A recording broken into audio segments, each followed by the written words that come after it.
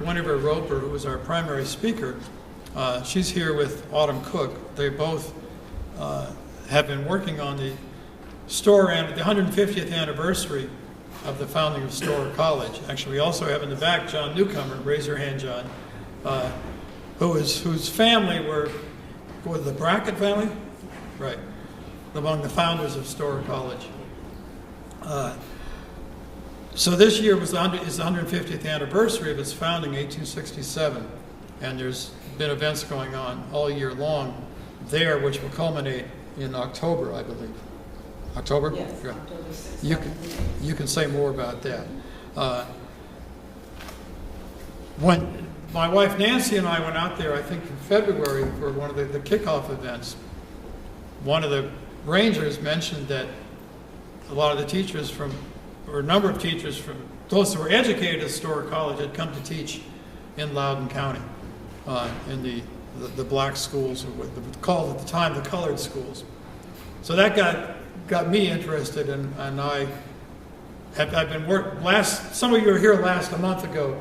We had the lecture on the Edmund Washington Project, which is the project which is looking at the segregated schools in Loudoun pre-1968, which was when desegregation came here, about 14 years after Brown versus Board of Education. But in the course of looking at that project and a lot of the records, I sort of took it on myself to try and figure out what teachers came from Storer, had been educated at Storer, who came to teach in Loudoun. We've identified about 40 or 50 so far, and I've got a chart in the back there, but that's still incomplete.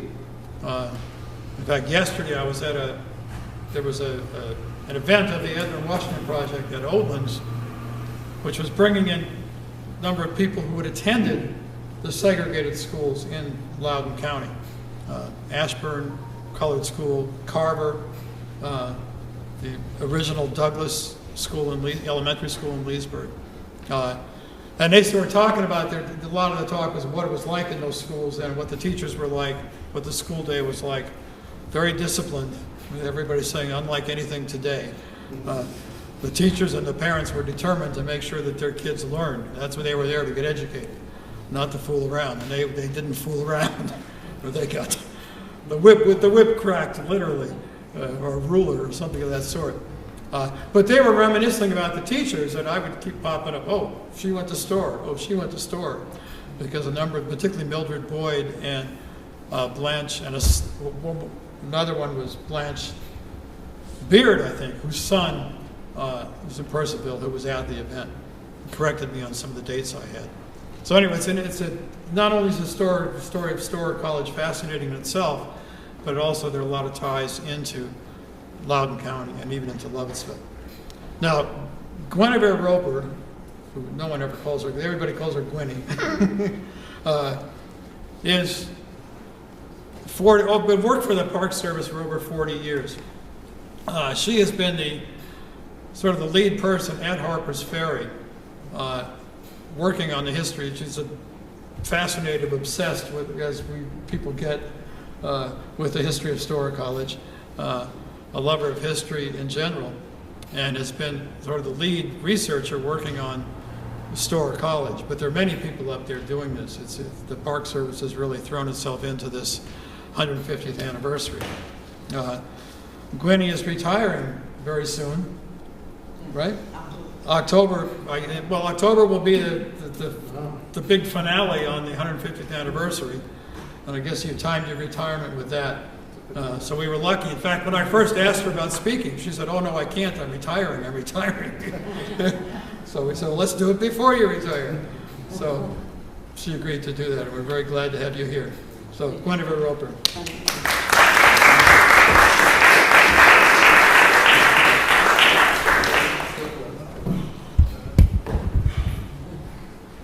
It really gives me great pleasure to be here, and especially in this church, a beautiful church. And I do have some friends that are with me today.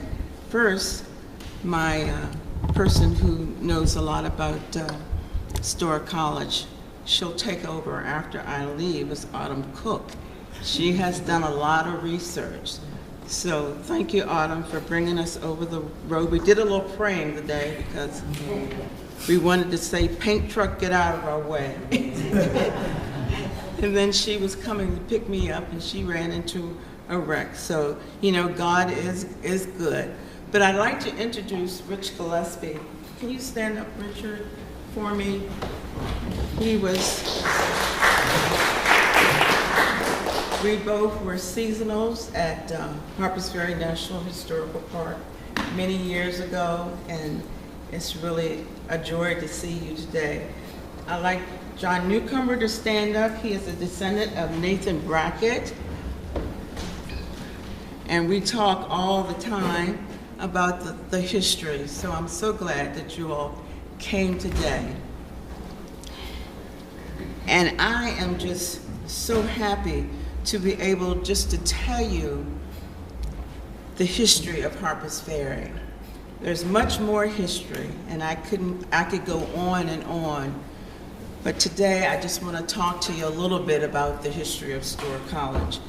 You know, one of the most important chapters of Harpers Ferry history deals with the establishment of one of the first desegregated schools in American history, Storer College. 150 years ago, newly freed slaves would have considered the campus of Storer College hallowed ground. Storer provided a previously unprecedented opportunity to former slaves to actually gain an education that had been long denied them. And Storer College opened on the heels of the American Civil War and the passage of the 13th Amendment, which struck down the institution of slavery. You know, the Freedmen's Bureau, actually established by Congress in the year 1865, and they assisted with food, clothing, shelter, health care, and the education of newly freed slaves. The agents for the Freedmen's Bureau here at Harpers Ferry in 1865 was a Freewill minister, Baptist minister from the state of Maine, and his name was Nathan C. Brackett. And you know, Brackett was very interested in establishing a school for the nearly 30,000 formerly slaves who lived in the northern Shenandoah Valley at that time. Brackett established his school in the former administration building in Harpers Ferry called the Lockwood House. In the year 1867, a financial supporter for Brackett's native state of Maine was named John Storer. He donated $10,000 to the new school on the condition that it be open to all races, both genders, and that Reverend Brackett would raise $10,000 on his own to match Storer's donation. When these conditions were met, the Storer Normal School officially opened its doors in October of 1865. October of 1865. Reverend Brackett also went on to establish schools locally in Charlestown, Shepherdstown, and Martinsburg. And the first class consisted of 19 students who were taught by New England missionaries, and they were Sarah Jane Foster, Ann Dudley, and Brackett's sister, Laura. And I quote from Sarah Jane Foster's diary. She kept a diary each day, and it told of what she did here. She started in Martinsburg, and then she went over to Harpers Ferry. And she quotes, I quote from her, she says, "Dear diary, I am in love with my work here in the Shenandoah Valley. I have my students learning the alphabets and all are beginners in reading. Johnny Parker is my best speller. I am also teaching arithmetic and geography." And you know, Reverend Brackett is lecturing 15 minutes each day to enlighten his pupils on good morals, good conduct, and good sense. Not only do I have young children in my class, I am instructing adults to read and write. It is such a pleasure to teach them. Often I am led to feel my own weakness, especially now that I can see and feel the dawning of religious interest among the people. I feel that I need the earnest prayers of all God's people at home, that I may get good and do good in this place. And she surely did. In 1869, the school received a donation of 4 additional Armory Administration buildings from the Ordnance Department, thanks in large part to the congressional testimony of Store's most famous trustee. And that famous trustee was Frederick Douglass. These new buildings allowed more classroom, dorm spaces, and faculty living spaces for the growing school. Reverend Brackett served as the school's first principal and president until the year 1899. That year, Store's president, Dr. Henry T. McDonald, took over. Dr. McDonald will serve as president of the school for the next 45 years. Can you imagine? 45 years. And this was during a period of segregation and separate but equal policies nationwide. And in the year 1906, what will happen at Store College? Store College was host a groundbreaking meeting of Black intellectuals known as the Niagara Movement. This group called for the end of segregation in all levels of society and was led by Dr. W.E.B. Du Bois and West Virginia Representative J.R. Clifford. The meeting also granted full membership to women. They finally knew that we knew what we were doing. So they granted full membership to women. Dr. Du Bois later described the 3-day gathering as one of the greatest meetings that American Negroes ever had. This meeting was seen by many as the cornerstone of the modern civil rights movement that paved the way for a later organization like the NAACP and ended with the passage of the Civil Rights Act of 1964. In 1909, Store College acquired the John Brown's Fort from Mr. Alexander Murphy for the sum of $900. Mr. Murphy agreed to give the fort a home on 4 acres of his farm, and in the late 19th century, Store raised the money to buy the John Brown's Fort through alumni donations and rigorous fundraising efforts. Admission to the fort was 10 cents a person. You believe that? Just 10 cents. And it housed a museum and a small sales area. The fort was a popular gathering place for students on campus, and it attracted hundreds of visitors annually. In 1921, Store College gained junior college status, and in 1938 became a 4-year degree-granting school in the state of West Virginia. You know, and around that time, Dr. McDonald made a bold prediction that on the day when this state recognizes all of its citizens equally, that day will mark the passing of this school. In the year 1944, Dr. Richard I. McKinney, the very first Black president of Store College, was appointed. Dr. McKinney was well qualified as he was the first Store College president to hold a doctorate degree. Dr. McKinney was very brave in the face of racism. Yes, there was racism there in the town of Harpers Ferry. At the time, he found a burning cross on the lawn of the president's house where he moved to for more than one occasion. Dr. McKinney also frequently discussed at the time when one of his male students had a serious medical emergency and was turned away from a Charlestown hospital just because of his color. Just because of his color. A Catholic hospital in Martinsburg agreed to treat the student, and Dr. McKinney, I quote, as he said, "One couldn't feel safe if you couldn't get medical attention in an emergency. If it hadn't been for that other hospital, this young man could have died." Despite this, Dr. McKinney dutifully went on about his work to bring the school up to the standards of a modern 4-year college. And Dr. McKinney established a local chapter of the NAAC at the school and helped form a student government association, which guaranteed that students would work with faculty to shape the direction of STORE. Dr. McKinney once said to the time at the school, and I quote, he said, "STORE College was a place where the young men and women in a segregated society could get an education.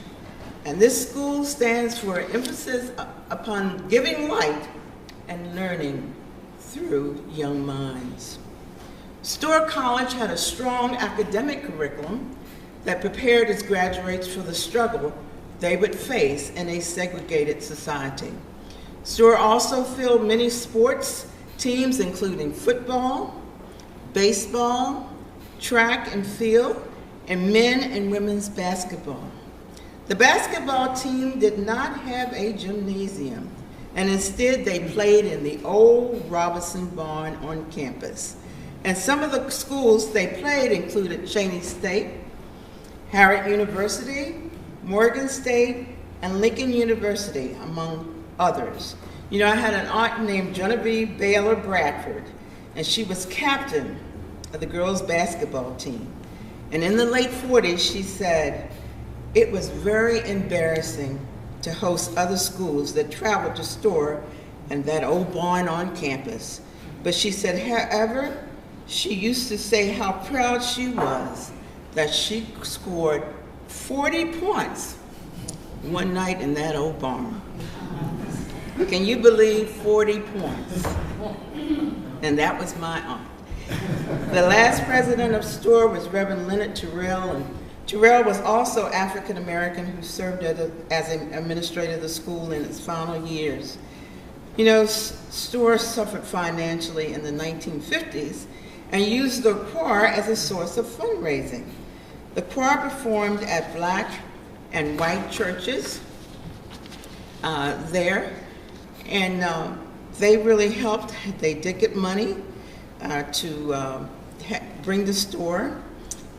In the year 1954, and you know that they had the choir, and the choir also gained exposure from the school by appearing on local televisions and radio stations, including WFMD in Frederick, Maryland. And that radio station is here today, still going strong. In the year 1954, the Brown versus Board of Education Supreme Court ruling was handed down that struck down segregation and the school system nationwide. Suddenly, STORE College, predominantly black student body, had greater opportunities to go to much larger colleges and universities of their choice. Within a year, student enrollment was down, tuition money wasn't coming in, and the school closed its doors. STORE College had an 88-year run, and from its founding was a beacon of light to former slaves seeking an education here in the Shenandoah Valley after the Civil War. And you know, STORE College had come full circle. Its mission of dignity and freedom through knowledge had been accomplished. STORE College would forever make its mark for among those who walked the campus and who graduated from this proud institution. They were teachers, community leaders, athletes, ministers, and even the first democratically elected Prime Minister of Nigeria, Nnamdi Azikiwe. Even today, STORE College alumni, they gather here for a reunion every year to keep the legacy of the school alive. The alumni have a vibrant STORE College National Alumni Association. Since the 1980s, the National Park has been interviewing STORE alumni to hear in their own words what this place meant to them. It is truly a joy to hear their stories because they can tell you everything that happened on the campus. They can tell you about walking down to Jefferson's Rock and getting a little smooch there on the rock because they couldn't do that on the campus. And the alumni gather assures that the lights of Storer College would forever shine brightly. And I just want to leave you with this quote from Storer College alumni Camille Robbins, who graduated from the school in 1951. And she writes, "My heart rejoices, and I am happy too, that I could share my youthful days with you. For the school was truly a place of love. It was safely guided by our Father above. All graduates were urged to strive for the best, and they were asked to never accept anything less." And we have some music here today. I hope we can play it. Do you have of the Storer College choir? Did I bring that with me? Let me just see. Wasn't prepared for that. Maybe I didn't bring it in. Okay, that's okay. I didn't bring it in. That's fine. Yeah, we were in such a rush. But I do have some postcards that we have in the bookstore. I do plan to give you all one of the postcards here today. So if you want to ask questions, you can do it this time. There it is. I did. Can we plug it in? I just want to hear that one song. Yeah. Just put it on so they can hear the music. I barely remember how Because you can get it off of your phone. Next time, Gwenny, I'll record it on my phone and play it back that way. I can probably rip the song off like this.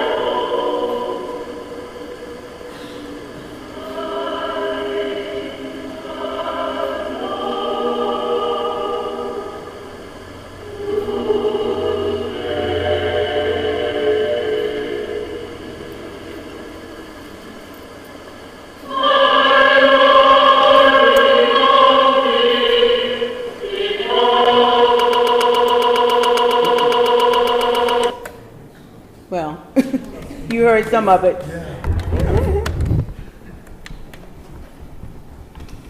We've been having trouble with this anyway, but I just wanted you to hear the beautiful, beautiful voices that was in the choir that went out and raised money for the college. Are there any questions before I sit down? Hi. Hi, thank you for coming. I know some at St. Peter's Catholic Church, and Uh-huh. I ask often, where was the school? What happened to it in relation to where it was close to the church? I've heard different stories, so I'm not exactly sure where it was located. And the other question I have is, if these students came in with basically no knowledge of reading and writing, what would be the age that they would have started, and how long would it take them to get through this school? Anna can help me to answer that question. They were very young, but not only did we have young kids learning, we had adults too, because they could not read and write.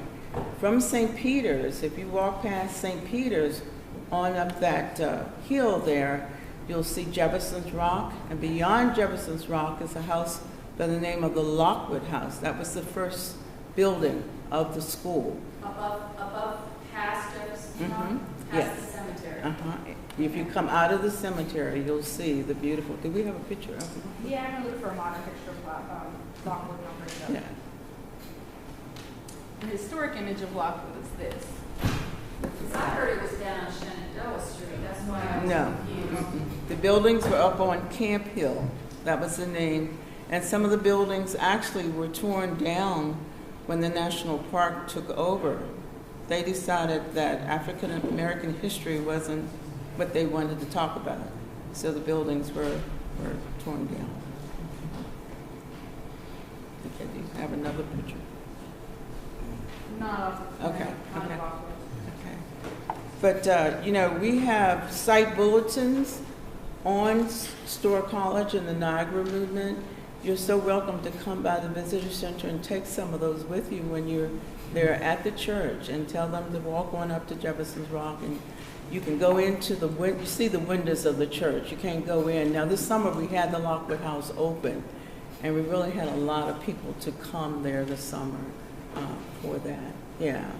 But from 1865 to 1955, there were from 7,000 to 8,000 students who actually went to the school. Yes.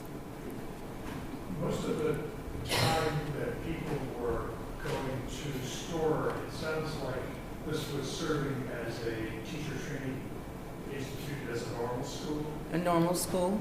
So, It was a normal school, and then it became a help me, Autumn. A normal. So it was a primary school originally, and then they got normal school status, and then they would eventually get an academic department, domestic science department. They just keep increasing the departments until they eventually had junior college status, Right. and then they got 4-year degree granting in the 1930s. So it just kind of incrementally grew. But it was, But my question was that teacher training continued right till the end. Oh, Yes. yeah, because there are a lot of teachers that graduated, and a lot of them taught over here at Loversville. And Loudoun County. we have a lady by the name of Mrs. Craven. She taught here in Leesburg, I believe, and she went to Store. Right, did she end up in West Virginia someplace? Well, she's living in Harpers Ferry. Right. And Yeah, her her name is- husband was actually the mayor of the town at one time. Right, her name has come up here. Mhm. Yes. Any other questions? Actually, before we go with more, Can you say a little bit more about the Niagara movement?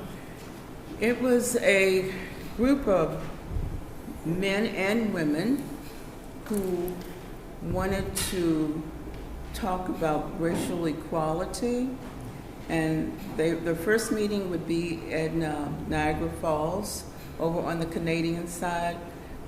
And while I was on the Canadian side, they could not go into any of the hotels over on the American side. And they wanted to do something about this. You know, this is ridiculous. Why are we not being able to do that? So they came to Store College to talk about this. And one day of their meeting, they would walk out to the Murphy Farm where the John Brown's Fort was located. Richard Greener, who was one of the members, would give a talk out there about the men and women.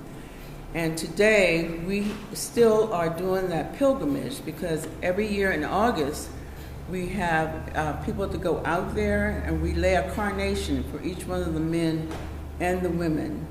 And that group would later help form the NAACP. Any other questions? Actually, before we go on, Yes. yeah, we'll have more. Yeah, go ahead. Okay. What do you want to say? No, this is a picture of all the women that were there. Not all the women, but some of the women. Yes. We'll have more questions, and Okay. I think Autumn has been doing a lot of research. I don't have anything really prepared. I mean, You I don't can need- just, You can answer questions. I can just answer questions. My specialty is more urban history and women's history, philanthropy, and fundraising of the Freewill Baptist Okay. religion. So, Yeah, before we go on, you'll have noticed that we do not charge admission for these lectures. What we do instead is to pass the hat. And we're going to do that now, and in order to enable us to keep these lectures free, which we'd like to do, be generous in your contributions, please. So Bruce and Mike in the back will pass the hat or the basket or whatever it is. Let me just say a word on the music program, because from what I've seen on this, the music program at Storr was quite extraordinary. And the chorus that the college choir that Winnie talked about, which went out and did college tours as the chorus and fundraised for the college, was modeled on, or at least has been compared to, the Fisk University Jubilee Singers, which were very famous, one of the most famous and renowned university choirs in the country. And one thing I noted in looking at one of the histories of Storr is that everybody who went there was required to take vocal lessons, vocal singing lessons, which is an excellent idea for anybody, any university, college, high school, elementary school to do. And that was part of the, I don't know if that remained in later years, the requirement for vocal training, but it produced many good musicians. And they did, I mean, the motet, they had quartets and octets that went out that sang Renaissance motets, that sang madrigals. When Nancy and I were out there in February, my wife, we noticed a poster for the Beethoven Choral Society, which I've been hounding Autumn to find out more about. And she's directing me to the people who may know more about that, but we intend to find out more about that also. So you want to take more questions for either Gwenny or Autumn if you want to answer questions, say anything else? Can you stand up, ma'am? Gwen said that her aunt went to Storr College. I wonder if anyone else from her family did. My dad went to Storr.